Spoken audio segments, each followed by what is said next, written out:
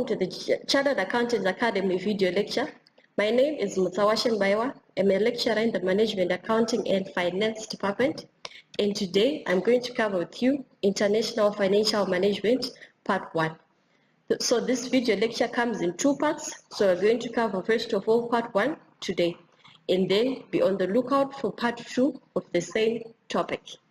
Now let's discuss our learning objectives. By the end of this lecture, we should be able to discuss the foreign exchange markets. Number 2, the interest rate parity. Number 3, the purchasing power parity. And last but not least, the foreign exchange exposure. Now let's get right into it. To help us discuss or to further expand on the foreign exchange markets, let's discuss the theories of international finance, of international business. So that is why are firms motivated to expand their businesses internationally. Number 1, we have the theory of comparative advantage.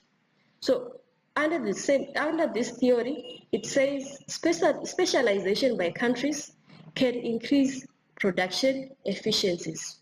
So if I'm to, for example, expand my business and move to, for example, Uganda. If I manufacture soft drinks, if I now specifically manufacture the soft drinks in Uganda only, I've now specialized by country. That is, since I've moved my production processes from Zimbabwe to Uganda, I've specialized by country, and this can increase production efficiency. In line with this, the second theory will also support the specialization by countries. Number 2, which is the imperfect markets theory. So it says the markets for the various resources used in production are imperfect. So what does this mean? It means if a market is imperfect, I cannot be able to predict the supply, the demand, if I'm going to get sufficient labor. So in line with this, if I'm to move to a country where I can be able to predict the demand, the supply, and I have control of some of the resources that I use in the production process, I can therefore increase production efficiency, supporting the reason for me to expand into another country. And last but not least, there's the theory of product cycle. So by the virtue of a product cycle, you know it moves in 4 stages: the introduction, the growth, the maturity, and the decline phase. So if, for example, I analyze that my product is now moving into the decline stage, that is, I have now moved, the product is now moved to the saturation or the maturity phase, it is now approaching the decline phase, I can as well look for an investment opportunity in another country where I can sell my product and restart the production or the product life cycle theory. So a typical example can be the ex-jobs. So maybe the production of those motor vehicles or those motor vehicles sales were now reached to, the business was now approaching the decline stage. So by now selling to the African markets, they've now started a new product cycle where their products are continuously being sold in another markets. So say, for example, if the African market is not saturated, maybe they can as well expand into another market and so on. Now let's move on into what does it mean to participate in the global market. So participating in the global market means being open 24/7, meaning all systems must be highly available, which translates to more complex and costly systems. So organizations traditionally were able to do third shifting process overnight. So systems were brought offline to conduct maintenance and long processing transactions. So these are some of the challenges of participating in the global market. By me being open 24/7, it means my systems need to be constantly online, but this might not be possible. Which brings to the next subheading, which is the additional risks in operating in the global market. So in the previous slide, we covered why we would want to participate in the global market being supported by those theories, but we're now discussing additional risks from operating within the global market. So number one, we have the exchange rate risk. So by exchange rate risk, we mean if I'm to participate in another jurisdiction, the movements in the exchange rate between my currency and the company, the international or the regional market that I'm now operating in, will negatively affect me. As an example, if I'm to move my operation or if I'm to expand my operations to the United States of America, the differences or the movement in the RTGS dollar versus the US dollar would negatively affect my business operations. It will become more and more expensive if I'm to continue operating in the United States of America. Number two, the economic risk. This risk emanates from the operating environment that my entity will be operating in. Using the same example, the economic risk in the United States of America is different from the economic risk in Zimbabwe. That is, the economic exposures that the business in America faces is definitely different from the risks that the Zimbabwean market faces. So if for example, if in the United States of America, inflation is higher, cost of living is higher, standard of living is low, it might negatively affect my business operations in the United States of America, then negatively affecting the group's business profits. We also have political risk. Now this emanates from the political environment of the entity or from the country in which I'll be expanding to. As an example, if I'm to expand into the Iran market, I might face a number of political risks emanating from the war between the United States of America and the Iran in line with the oil. And I might also face political risk if I'm to operate from there. So if my business might be negatively affected, at times I might need to close my business to protect my employees, and the employees that work in that Iranian environment might need a higher return in the form of a higher salary to compensate for their risk in operating in such a politically unstable environment. Now, these are some of the additional risks that come from operating within the global market. Now, let's discuss further the foreign exchange exposure. Foreign exchange exposure comes in the form of translation exposure. So this is the effect that a change in the exchange rate will have on the consolidated results of an entity. As I discussed earlier, a negative movement in the exchange rate might negatively affect my business operations.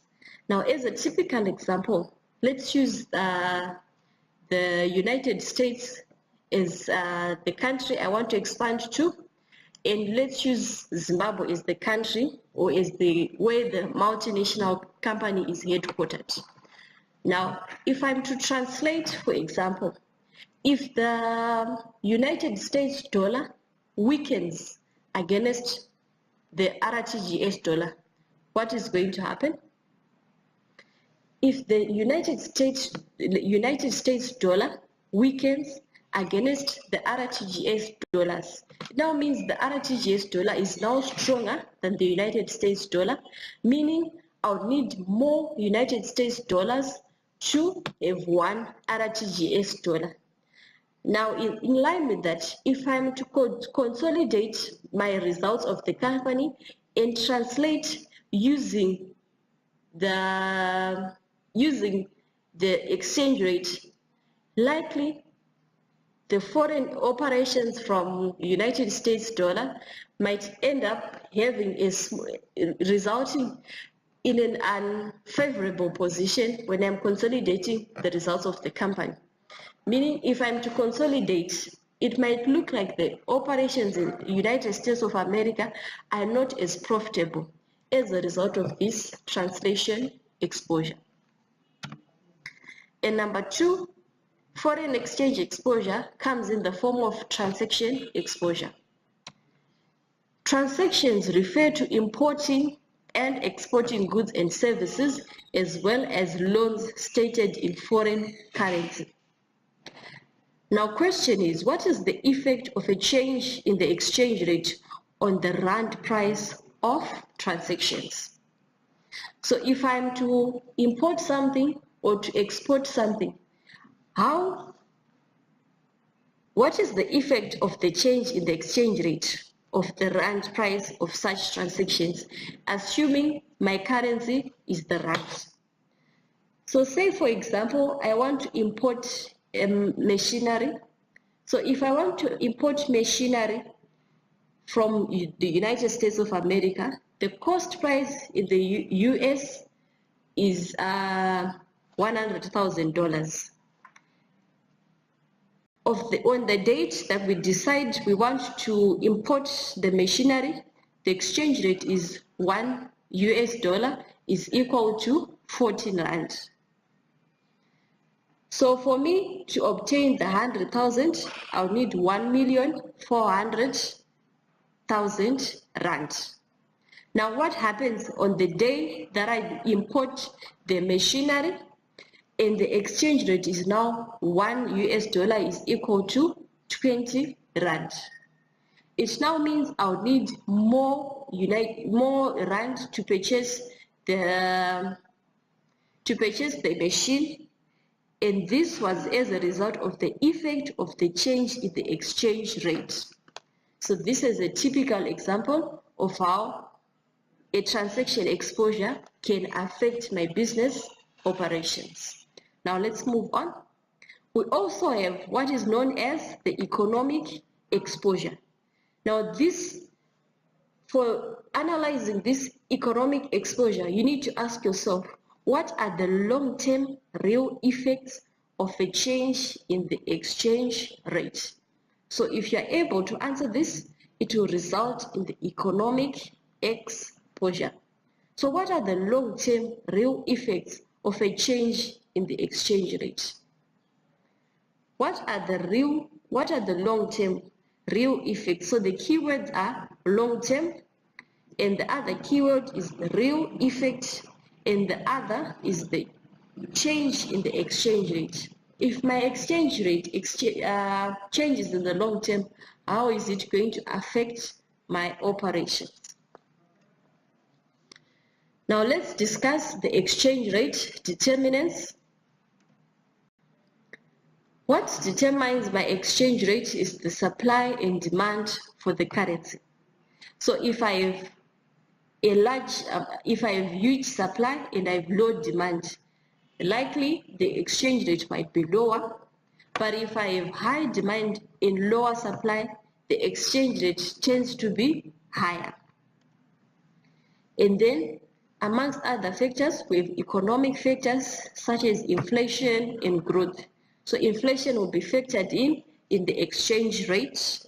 And then we have the issue of balance of payments as an exchange rate determinant, and policy variables, that is expectations from the market.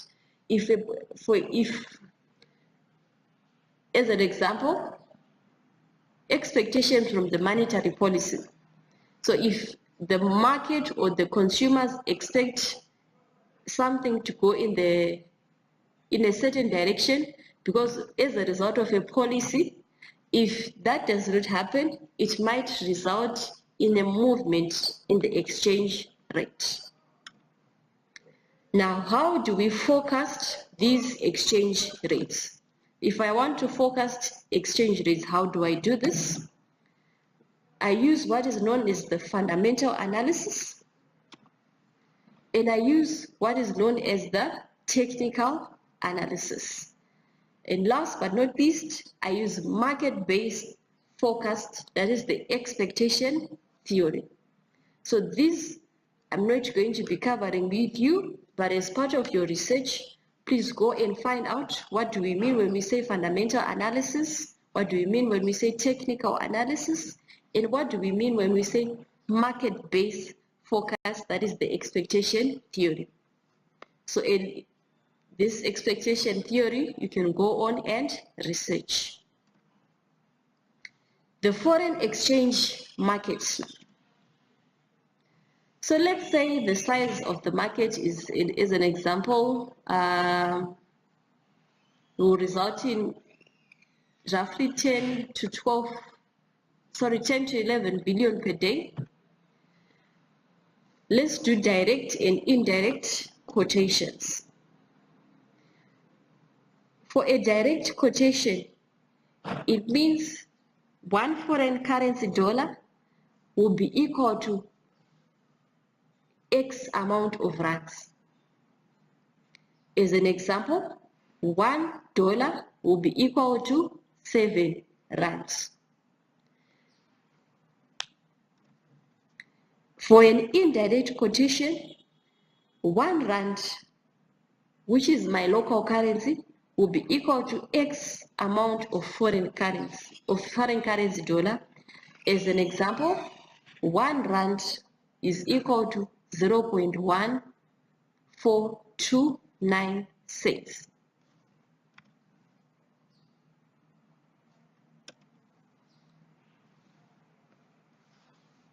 So this is this emanates if the interbank rates are quoted against the United States dollar. So in the foreign exchange market as well, we have what is known as the bid-ask or buy-sell spread. So this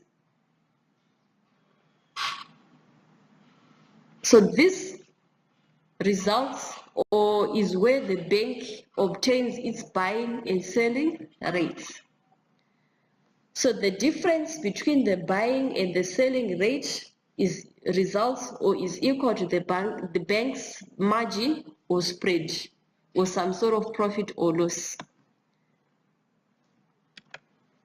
As an example, the rand versus the US dollar, if the buying rate is 6.3020 and the selling rate is 6.3060, the bank will buy United States dollars at 6.3020 and it will sell United States dollars at 6.3060, meaning the spread is 40 points. So 1 point is equal to 0. Assuming 1 point is equal to 0.0001 of the rate. So that is the bank's margin.